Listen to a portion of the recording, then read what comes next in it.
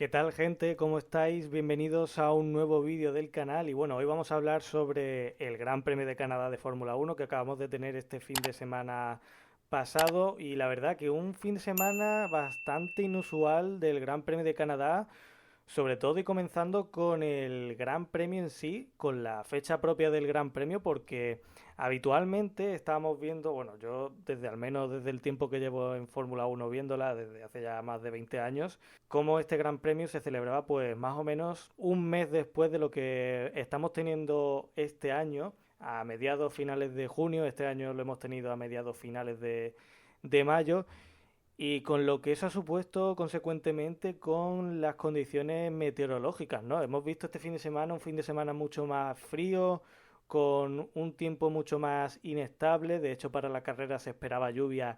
Y bueno, ahora veremos más adelante que de hecho llegó a llover un poco antes de la salida, pero al final trastocó los planes de algunos equipos. Pero sí que es cierto que, como decía, una fecha bastante inusual y que yo sinceramente tenía bastantes dudas en ese sentido, porque ya sabéis que el tiempo en general, las condiciones climáticas y meteorológicas en Canadá son bastante extremas, sobre todo en los meses de, bueno, evidentemente en los meses de invierno, que es lo que destaca Canadá, sobre todo esas temperaturas de menos 30, menos 40 grados bajo cero. De hecho, era uno de los motivos por el que se celebraba el Gran Premio a finales más o menos, ¿no?, de junio, como he dicho antes, mitad finales de junio, porque ya te podías asegurar 100% que no iba a hacer mucho frío, que podíamos tener sol, que había unas temperaturas propias de lo que era ya el verano, porque se mueven básicamente en unos meses muy cortos, muy concretos en Canadá para poder celebrar grandes premios. Como digo, apenas meses de junio, julio y agosto, más o menos, porque ya a partir de septiembre las temperaturas vuelven otra vez y el tiempo en general vuelve otra vez a ser bastante complicado para poder celebrar ahí una carrera. Y en ese sentido, como he dicho hace un poquito, esto ha condicionado un poco, sobre todo lo que fue el principio y luego ya el devenir de algunos equipos de la carrera de ayer. La carrera de ayer que, bueno, de hecho, antes de que comenzara la carrera estuvo lloviendo.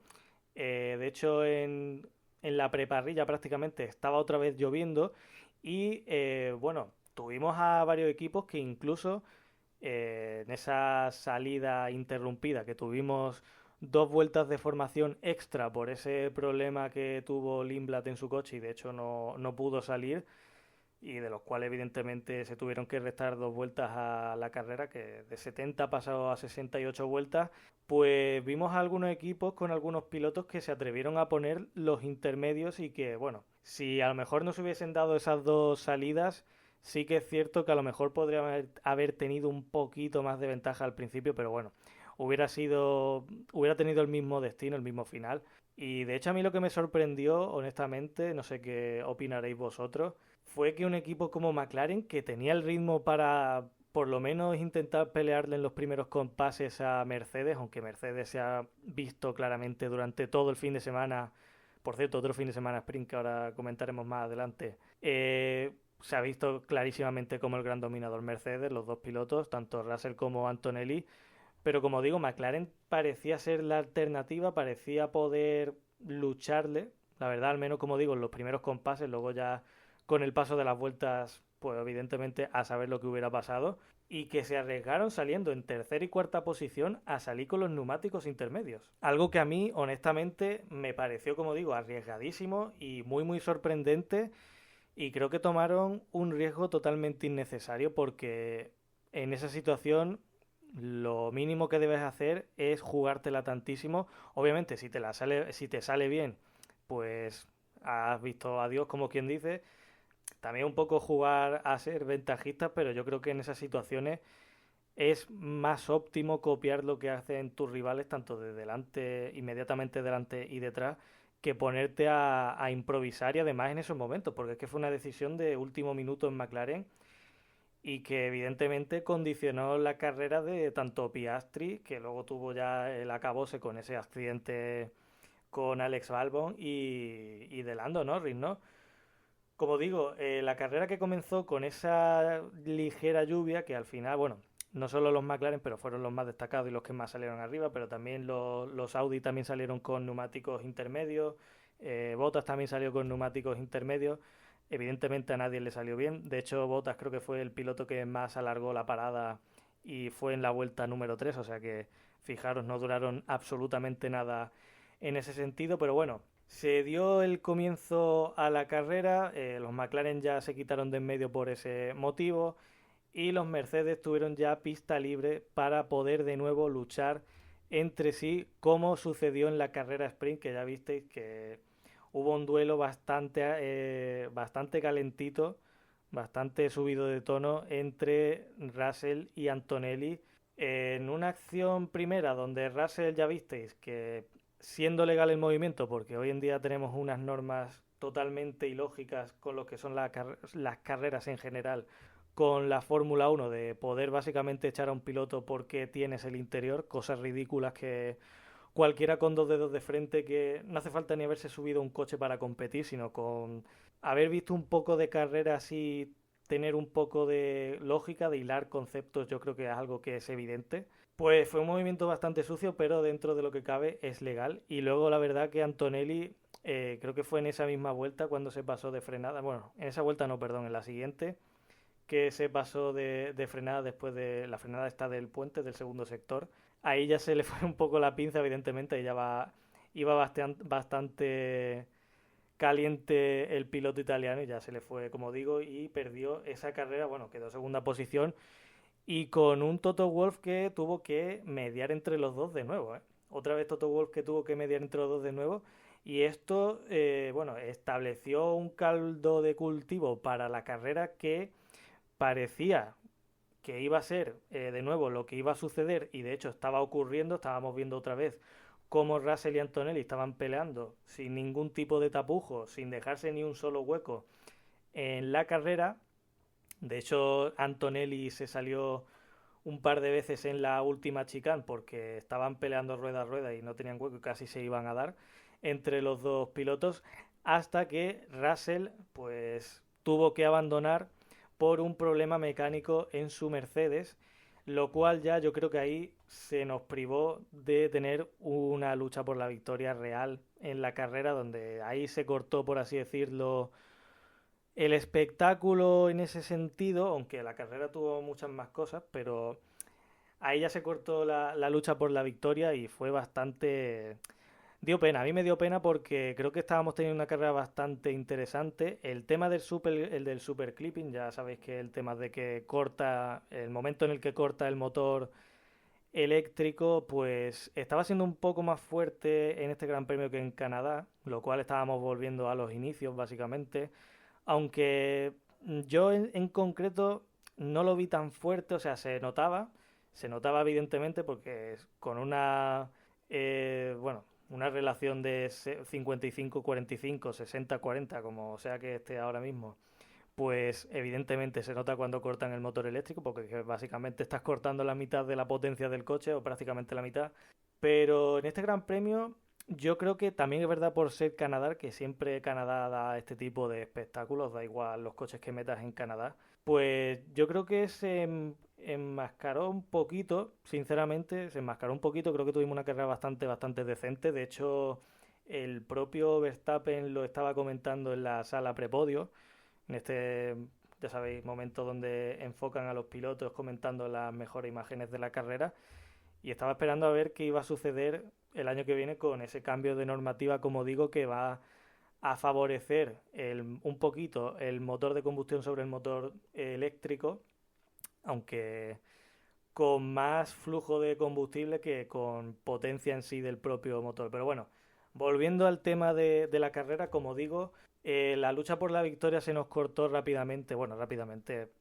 mucho antes de tiempo de lo que esperábamos con ese abandono de Russell, un Russell que evidentemente estaba con una decepción tremenda, un Russell que se queda a 43 puntos de Kimi Antonelli en esta quinta prueba del Mundial de Fórmula 1 y una diferencia ya, aunque evidentemente queda muchísimo Mundial, como digo, tan solo la quinta carrera del campeonato, pero 43 puntos que va a tener que esperar muchos errores y fallos de Antonelli y sobre todo, a lo mejor, como también le ha pasado a él, un error mecánico, un fallo mecánico del italiano, porque la distancia ya está siendo bastante grande y viendo sobre todo cómo está rindiendo Kimi Antonelli este principio de año, se le pueden poner las cosas muy, muy cuesta arriba a George Russell, que es que está... este fin de semana lo hemos vuelto a ver ahí arriba y batallador, peleador y al nivel de Antonelli, pero es que en los anteriores grandes premios no estaba al nivel de Antonelli, ni mucho menos. Es que estaba, de hecho, pues al nivel de, bueno, por detrás de los McLaren. Esa era la realidad de Russell, que en este Gran Premio, como digo, se ha vuelto a poner las pilas, pero que va a tener que seguir haciéndolo así porque Antonelli le ha pillado el gusto a esto de ganar y de estar ahí arriba y no lo va a soltar. Y es un chaval con 19 años que parece una tontería lo que digo, pero un chaval a esta edad no tiene, por así decirlo, otro pensamiento, ¿no? O sea, no tiene otra, no tiene otro objetivo que ganar, como también obviamente el de Russell, evidentemente, pero a lo que me quiero referir es que el hambre que tiene Antonelli con esta edad y con todo lo que ya ha demostrado en categorías inferiores, pues va a estar muy complicado para Russell darle caza a corto plazo si no ocurre, como digo, algún fallo mecánico. Que por cierto, hablando de la victoria de Antonelli, ya son 4 victorias en su carrera deportiva, las 4 que ha conseguido esta temporada, que además las ha conseguido de manera consecutiva y de hecho ayer tengo aquí un dato, bueno, una serie de datos apuntados que por cierto, estos datos los estoy utilizando de José María Cima de Villa, un crack, un máquina con los datos, el Noisegun se llama en Twitter, así que si queréis seguirlo os animo a ello porque es muy bueno con los datos y ayer escribió sobre Antonelli, entre otros, varios datos que nos dejan el nivel de lo que está siendo el año de Antonelli y su nivel que yo creo que mucha gente no llegaba a confiar cuando el año pasado subió teniendo 18 años y que este año ya por fin está pudiendo demostrar, evidentemente también porque tiene el mejor coche. Pero bueno, Antonelli con estas 4 victorias consecutivas se ha convertido en el primer piloto de la historia en conseguir sus 4 primeras victorias y además de manera consecutiva. Es decir, Antonelli es el único piloto que ha conseguido sus 4 primeras victorias de manera consecutiva. Ya os acordaréis que subí yo un vídeo corto cuando terminó el Gran Premio de Miami, el último Gran Premio que hemos tenido en Fórmula 1, el de Miami, antes del de Canadá, que había igualado a Michael Schumacher y a Ayrton Senna en este sentido,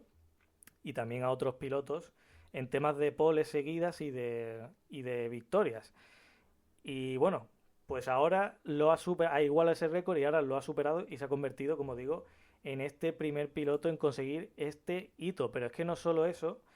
sino que Antonelli se ha convertido en el segundo piloto italiano de la historia que logra 4 victorias consecutivas, las que acabo de comentar, después de nada más y nada menos que Alberto Ascari. O sea, una estadística de hace ya más de 70 años. Y no solo la carrera tuvo una buena lucha hasta que se cortó evidentemente por la victoria, sino también tuvimos una bonita lucha con Hamilton y Verstappen, iba a decir Vettel, madre mía, me voy ya súper atrás en el tiempo, con Verstappen, que fue un poco lo que tiene este reglamento, que en cierta manera fue artificial porque mucha gente estaba viendo el adelantamiento de Hamilton como súper arriesgado, súper agresivo y tal. Es cierto que Hamilton le dio un pequeño golpe, él lo reconoció en la sala prepodio, pero Hamilton pasó a Verstappen, pues porque a Verstappen se le cortó, ya estaba la batería agotada, se le cortó el motor super clipping, el motor eléctrico me refiero evidentemente, y Hamilton pues lo salvó, la verdad, lo salvó y lo pudo adelantar porque a lo mejor podríamos haber tenido una situación mucho más peligrosa, pero bueno, también tuvimos una pelea interesante en ese sentido en las últimas vueltas. Luego también tuvimos unas peleas bastante interesantes un poco más atrás en el grupo. Sobre todo hubo una serie de peleas ahí por detrás por el grupo ya tirando para atrás en la zona de Berman, de Ocon, de Gasly, sobre todo esos pilotos que estaban luchando por los últimos puntos que estuvo también bastante interesante. Tuvimos también alguna pelea entre Liam Lawson y Sergio Pérez otra vez, que ya son viejos enemigos y de nuevo ayer lo volvieron a ser. De hecho, a Sergio Pérez lo sancionaron y bueno, tampoco es que tuviese más recorrido esa parte trasera del grupo. Me gustaría más destacar actuaciones individuales, como digo, por ejemplo la de Colapinto, que Colapinto ayer nada más y nada menos que fue el piloto del resto, es decir, el mejor piloto del resto de los cuatro equipos de cabeza.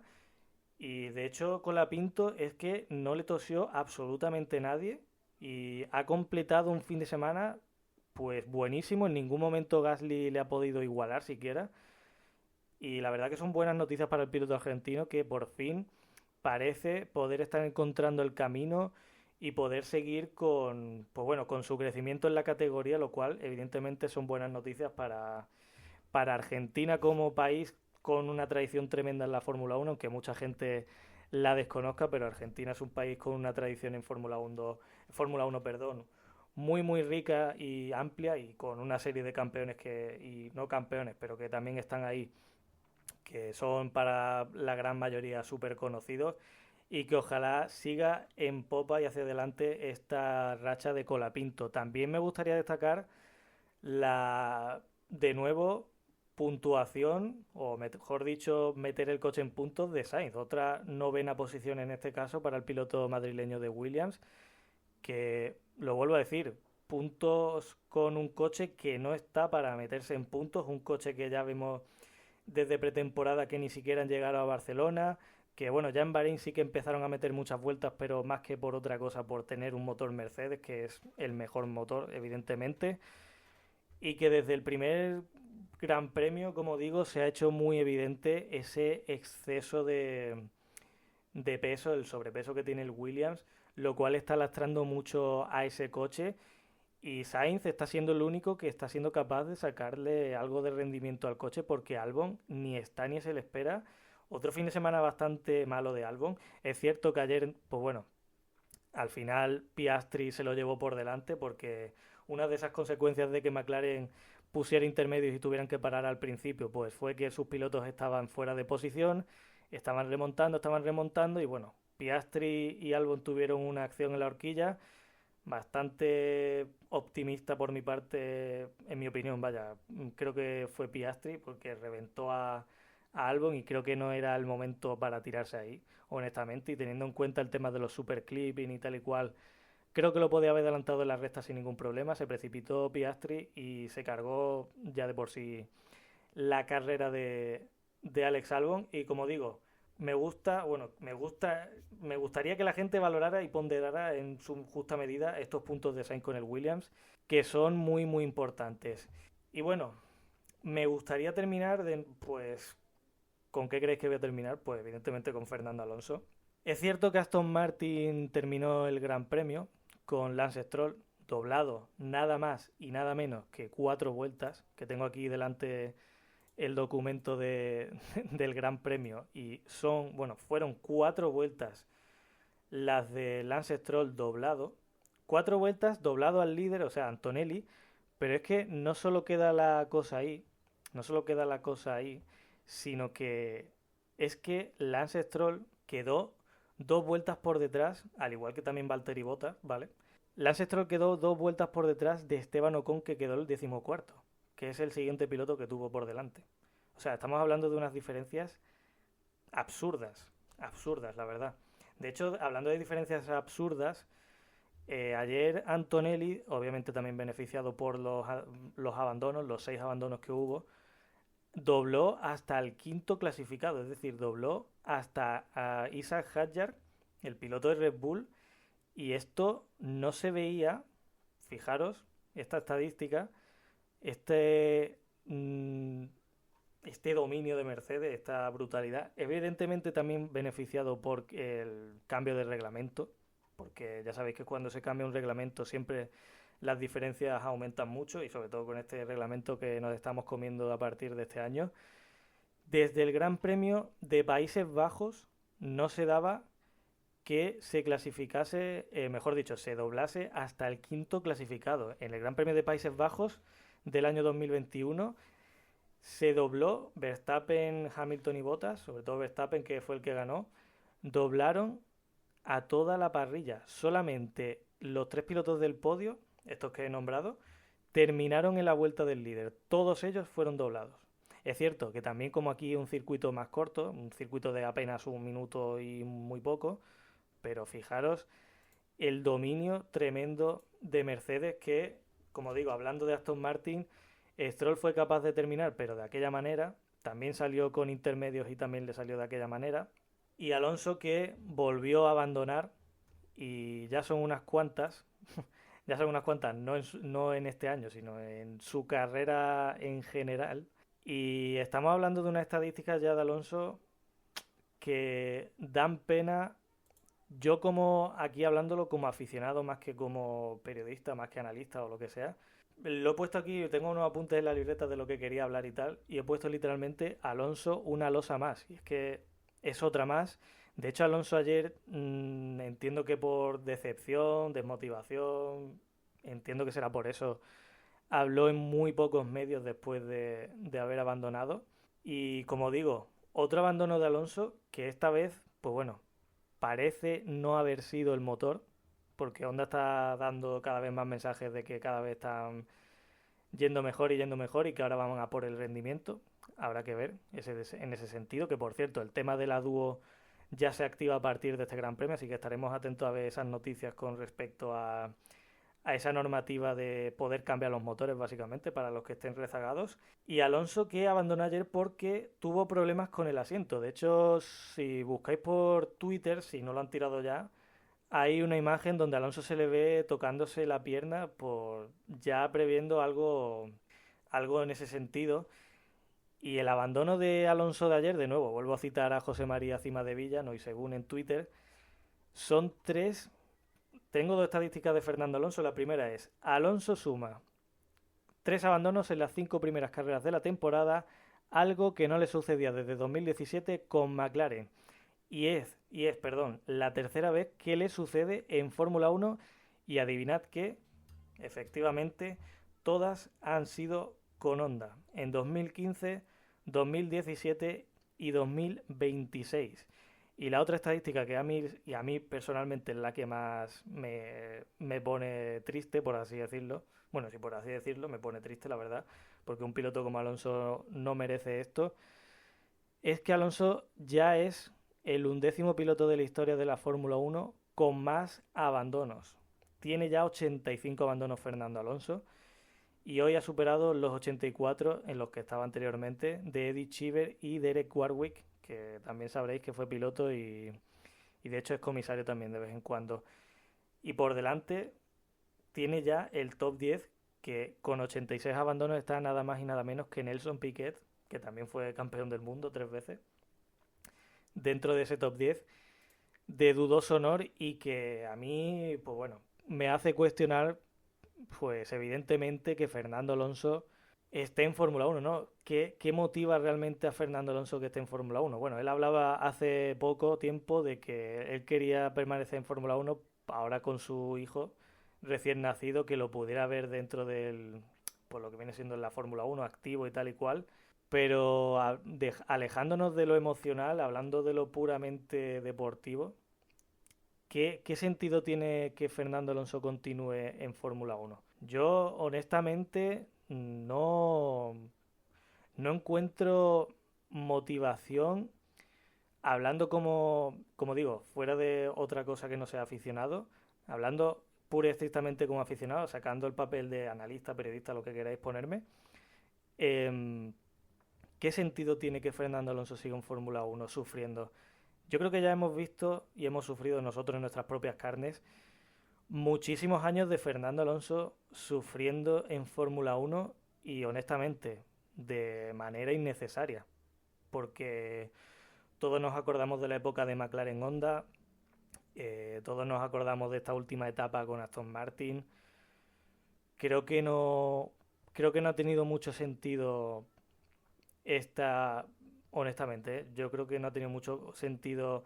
la vuelta de Fernando Alonso a la Fórmula 1 desde 2021. Yo es algo que lo he defendido incluso cuando estaba haciendo podios en 2023, porque honestamente para mí no merece la pena por un puñado de podios que Fernando Alonso esté así en Fórmula 1. Yo sé que si comentáis este vídeo y lo escucháis hasta este punto y tal y cual, pues seguramente me lleva algún palo. Me da igual, honestamente, porque es mi opinión y así lo pienso, pero es que, quiero decir, Fernando Alonso estaba ya consiguiendo pues una relevancia fuera de la Fórmula 1 y estaba consiguiendo llevar un montón de aficionados y, sobre todo, estaba consiguiendo aventurarse a una serie de categorías que hacíamos tiempo que no veíamos a los pilotos de Fórmula 1 hacerlo y creo que fue el gran precedente que estamos viendo hoy en día de que tantos pilotos que están probando con esta Fórmula 1 otras cosas fuera. Me parece un error que Alonso no hubiese seguido honestamente esa línea porque, como digo, lo de Aston Martin en 2023 no fue algo preparado, no fue algo planeado. Yo creo que estamos viendo y estamos confirmando que Aston Martin sacó un coche bueno en 2023 y no sabieron ni cómo, porque como digo, estamos viendo incluso a lo largo del desarrollo de esa temporada se vio y en las temporadas posteriores se ha vuelto a ver que cuando tienen un coche que funciona no tienen ni absoluta idea de por qué y cuando eso te pasa en una temporada, yo que sé, en 3 4 5 grandes premios, pues se puede medio entender. Pero cuando ya pasan varias temporadas e incluso con un cambio de reglamento, cambios de motor y tal y cual, y sigue pasando lo mismo, ya no es casualidad, ya hay algo ahí realmente mucho más profundo, mucho más serio. Y como digo, yo para mí, honestamente, Alonso lleva perdiendo el tiempo en Aston Martin. Creo que en esto poco se puede debatir, honestamente. Y a mí,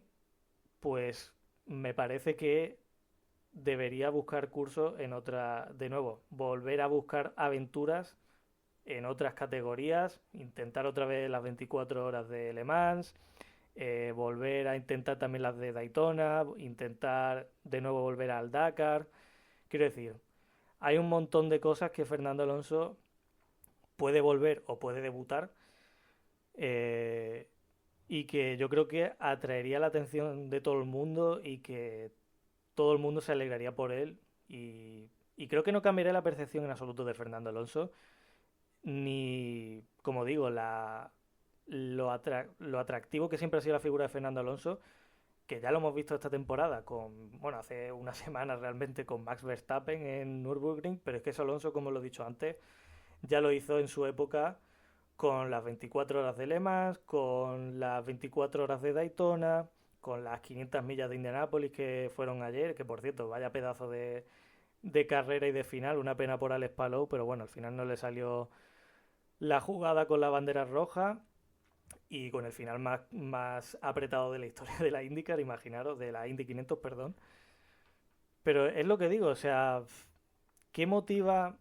ya no hablando como por Fernando Alonso, sino como aficionado de Fernando Alonso o como aficionado a Fórmula 1 que le puede gustar por la trayectoria que ha tenido, por lo que sea, Fernando Alonso, ¿qué te puede motivar a ti como aficionado ver a Fernando Alonso después de todos los años que lleva de esa manera, de esa forma, ¿no? Y bueno, esa es la reflexión que me gustaría dejar para el final del vídeo. Nada, bastante completito yo creo, que bastante rato llevo ya. Llevo casi media hora aquí grabada, pero bueno, luego recortaré un poquito alguna cosita que siempre hay por ahí por dejar. Y nada, muchas gracias a todos los que veis siempre, a los que suscribís. Y este fin de semana ya sabéis que tenemos Gran Premio de Italia de MotoGP en el circuito de Mugello, gran circuito como siempre,